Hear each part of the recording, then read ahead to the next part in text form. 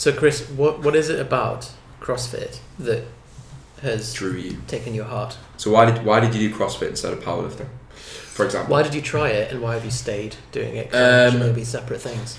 I've sort of dabbled in and out of stuff like that for a while, and one of the main things actually is being around a community of people I think that are also have got sort of congruent interests and goals and stuff like that.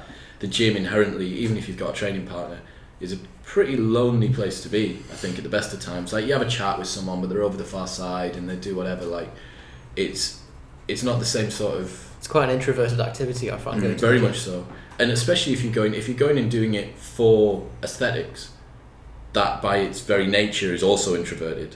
So you're reflecting on yourself in one of the 45 mirrors that line the walls. Such a good point. Like, you're going in, headphones in, to go and like look at yourself, steep in your own neuroses, and you're specifically there to improve only your appearance.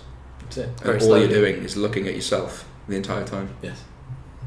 Which, when you look at it objectively, is a very bizarre way to... Time to pack up Propane.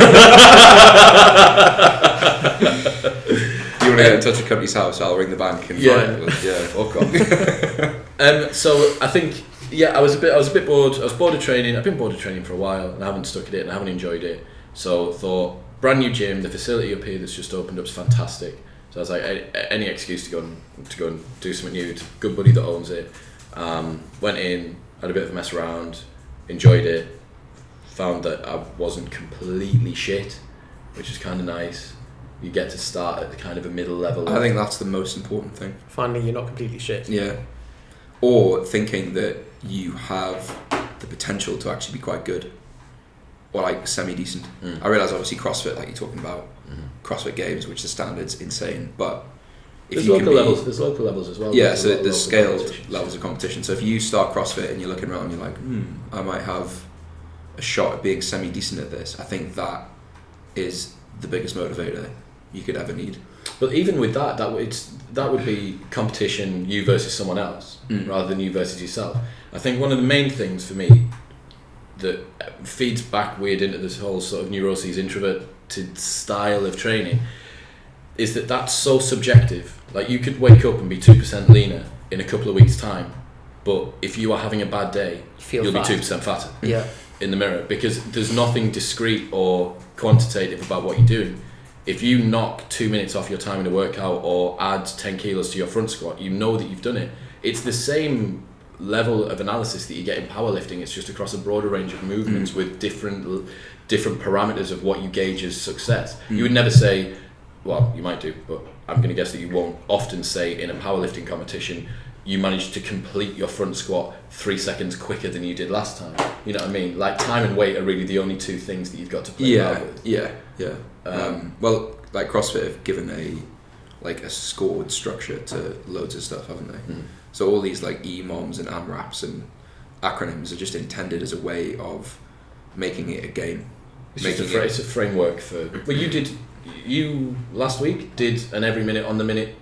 I did, yeah. Workout as part of your powerlifting split. It's the coach I'm working with at the minute is having me time all my rest periods, which is completely new to me. And one of them was, it's always like light stuff, what you would normally call like speed work. So like 60-70% sets of 3 with a minute's rest, which is near enough like every minute on the minute. And it's really hard. Like, there's no two ways about it. It's really, really difficult. And it... Go ahead. No, I've now forgotten. God. That's how fickle my mind. That mindfulness training. Well, it's because I'm so present that's gone. That's in the past now. I like. You're just rolling on the edge of now, and then anything that knocks off that becomes the new now. That's beautiful. So it's the community aspect, the sense of I could be good at this, and that everybody is focused on the same goal. I think there's a certain type of person as well that would find that if they start something and they're absolutely done at it, that they'd be like, right, I'm going to nail this. But I think it's quite rare. It's a bit rare, yeah. Some like that person's probably has that feeling because they're really good at everything else that they do. Possibly, or they're just vindictive. Like my brother, quite a vindictive man. If you're listening, bro, I'm sure you'll agree. You're vindictive. Yeah. Was told but it came to his advantage when he was 16. he was told by his teacher, "You're shit at maths. You're always going to fail at it. You're terrible." It's all right. So he was like, "Right, I'm going to do A level. I'm going to nail it," and he got a B, which That's solid. he was Really good. very happy with. So, but that's 2 years of work, all coming from like a. Or coming It's to a just get one up on someone. long time to raise a middle finger to a teacher, isn't it? And then the teachers just secretly like, "Well, that's what I wanted all along." That was the whole point. Yeah, You exactly. fell for it. Fucking can't win, can I? And then I imagine if you'd found that out the day before the exam, you'd failed it on purpose. You just turned up. Yeah.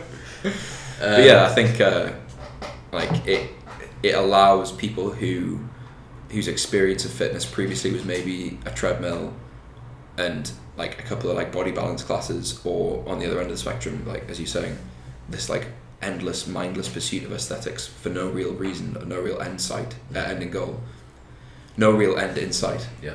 To suddenly have like a structure, a bit of experience with programming, a bit of an experience with like building up to something, having timed goals and timed.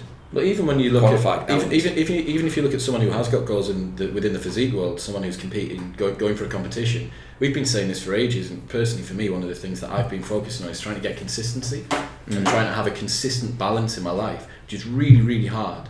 If you're working a lot, if you club promoting, just constantly throws spanners in the works. For me, late nights and early mornings and stuff like that, being tempted out with parties, so on and so forth. And it's like the world of bodybuilding and fitness modelling is inherently undulating with peaks and troughs of deficit and surplus, of heavyweight and lightweight. Like it literally is built to not be consistent. I suppose you've experienced this at the extreme end as well, of being in limelight, photo shoots, having to be lean for certain things and constantly... And what happens off the other side of it? You flip-flop out and you do that. Like if you've got a controlled structure to your diet, I'm going away on holiday in 4 months, I need to put myself into a nice slow deficit to bring myself down, and then when I come back out, oh wow, now I've got a coach who's going to give me more programming, let's spend a little bit of time doing strength work and this, that and the other. But for a lot of the guys who do it competitively, it's not like you see they post on Instagram about how many 1,000 calories they had after their competition, because that's how much they deprived themselves in the build up to it. That isn't a consistent way of living. It's a very hard way of living, incredibly difficult. Does anyone enjoy 12 weeks of competition prep? No. If you ask a CrossFitter if they enjoy the period from the start of the year until the Open, which is the end of February, that'll be one of their best periods of training of the entire year. It's exciting. Yeah.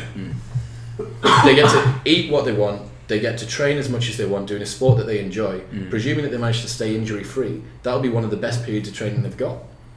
I mean, there's the same thing in the powerlifting world, but I think that the sort of people typically that do powerlifting, like just from the tiny cross section that I've seen from being in this gym for a month, there's a lot of people who have like an inherent interest. I think because CrossFit does this, they're interested in like nutrition and recovery, and there's like a physio in the gym, and there's a lot of conversations about moving more efficiently.